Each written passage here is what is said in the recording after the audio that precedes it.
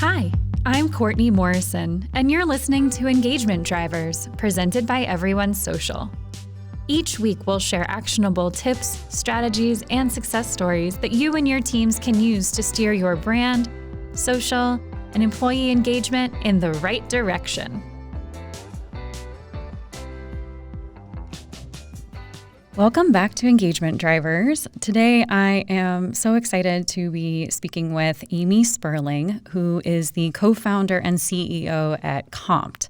And I'm really excited to be talking with you today, Amy. Thank you so much for joining. My pleasure. I'm excited to be chatting with you. Can you share a little bit about what you're doing on the employee engagement side of things and what you think that companies should be doing more of to improve employee engagement? Sure, happy to. We see employee engagement, can mean different things in different companies. The way we look at it and the lens we're looking at is what portion of your employee population is engaging with the initiatives that you have internally. And so looking specifically around employee benefits. So we see that, a lot of companies, that's a key differentiator for companies is they're trying to get the best talent, keep the amazing talent they have. Things, outside of salary and health insurance are really important to differentiate themselves from other companies. But what you find is that anything you're bringing in, thinking employee perks, 10% or less of the team is actually going to use any of those perks. When you look at the individual perks. And so you get really low utilization on that, and it's a really expensive strategy. So we see that companies are trying to move towards higher employee engagement through either trying to add a whole lot of different individual perks, which is a really painful approach within a company, or by trying to reach personalization in another way. And personalization is kind of the name of the game. Every employee is expecting that benefits are going to meet their individual needs. And, we're just seeing so much diversity across teams and how people are working and where they're working, that it's been a really interesting adjustment over the last 14 months in particular. Oh, I bet. That 10% number just blows me away because I have always been a person to find out about and take advantage of the perks and benefits of whatever company I've been working for. And so but it makes so much sense when you're talking about, okay, are these perks really useful and helpful for everyone at the company and right. What companies can do to get people a little bit more of a personalized and flexible experience with that. I really right. think that's a cool idea. Well, when we saw in the last year, so many companies were focused on, all right, we really need to support family benefits. That was a big one as everyone moved to working from home. A lot of folks didn't have access to daycare or even schools. And we're trying to figure out, all right, how do we deal with this? But the reality is that a lot of the, individual family benefits are either around fertility or they're around childcare, which nobody had access to. It's specific to different age groups. It's around looking at different ways of looking at that, when in reality, every single person has a family, but who is in your family, what your family structure is different for each group. So if you want to support family benefits, it's not just, married husband and wife with a kid that's 7 and a kid that's 2 who need daycare and preschool. That's not what every family looks like. So it's how do you reach everyone? And that's where a lot of the more traditional approaches just are very obviously not working now. I love that. It makes it more inclusive too.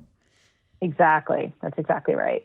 So what results have you seen from making employee perks more personalized and flexible and inclusive? It's been pretty incredible. We've seen some pretty amazing shifts happen within employee groups over the past year. So a lot of the companies that we work with, we build employee perk stipends, which are maximum flexibility for employees, but allow companies to thematically kind of align them with their culture. And so we saw in the past, really at the beginning of the pandemic, there was a huge shift of, companies would have a stipend set up and, maybe it was for health and wellness and it was for family and maybe it was for pets and they'd put charitable giving in there. And a lot of employees were originally using it for like a gym reimbursement or maybe yoga or running shoes. And what we saw at the beginning of the pandemic is a lot of people shifted and said, all right, I have access to all these categories. I've got enough. I'm in a good place. I need to support others. And so we actually saw over a 3,000% shift across our user base, switching from things for themselves to charitable giving, because they were like, my community needs help. There's social justice issues that I want to contribute towards and try and help. And just this huge shift that was happening within companies, which was just so incredible and so powerful to see. That's amazing. That is so cool. I was just reading a Qualtrics report about consumer trends, and they had the top things that people are looking for when they're choosing to buy from companies, and community service is like number 4. Like, it's in the top. Yep. It's so important, and I think that grew so much in the past year, and I kind of love to see it. It's fantastic, but it was cool to see too, because it was seamless for companies. So they're saying, hey, this is what we can afford. Here's where we want you to focus your energy, and employees get to kind of choose their own adventure within that, and seeing where employees could say, hey, I'm okay, I'm good, but let me help my community out. And it ranged from things like buying gift cards to restaurants that were closed because they knew those restaurants needed support, to, doing bail relief funds, to, ACLU, to any number of types of charities, but it's supporting things on a local level as well. So companies are able to do that without actually having to, spin up a whole new initiative. It allows for a really seamless experience for the employees, but allowing a company to have much greater reach as well, which is it's incredibly powerful. What are some of the pitfalls to avoid for someone that's looking to set up an employee perks program?